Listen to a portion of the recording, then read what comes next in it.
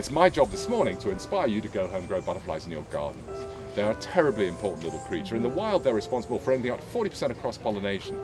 Bees are about another 40%, they're going down in spades, bats, wasps, hummingbirds, and things for the other 20%, and none of those are doing well either. 80% of wild plants and flowers require the services of a cross-pollinator, almost all of them.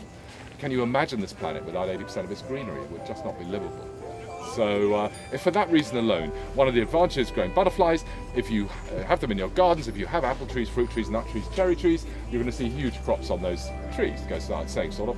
But for tens of square miles all around you, the wildflowers, the wild fruits, the wild nuts will set their seed, the creatures depend on that seed will live, as will the plants themselves.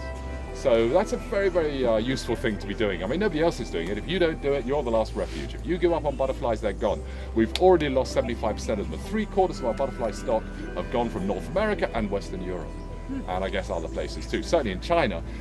Give you an example of dear old China. They're the biggest apple exporters in the world. My family used to be in the apple business in Nova Scotia, so I take an interest.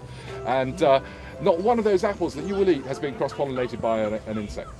They've all been done by a Chinaman paid $1 a day with a paintbrush. So, you know, this isn't livable. I mean, we can't continue like this.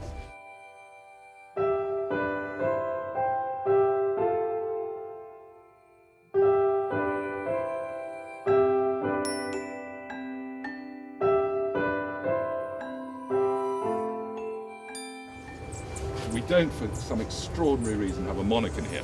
But you know what the monarch chrysalis looks like, don't you? It's green with a gold band around it. That's why it's called a monarch, like a little crown. But it has gold spots and bars all over it. This in nature means danger. To us it looks pretty, to a predator or something from Guinea it would say, leave me alone, don't mess with me. This is his cousin, the great tree nut. Big, floppy, black and white thing about the size of my hand comes out of here. This only has to be big enough for the head and the body because, of course, the wings are tiny rolled up. And they make super earrings, but they wouldn't make good supper. You know, he's saying, listen, I've eaten this milkweed vine in the mangrove forest, the Mekong Delta, where it tastes just disgusting. I'll make you sick for days. Don't mess with me.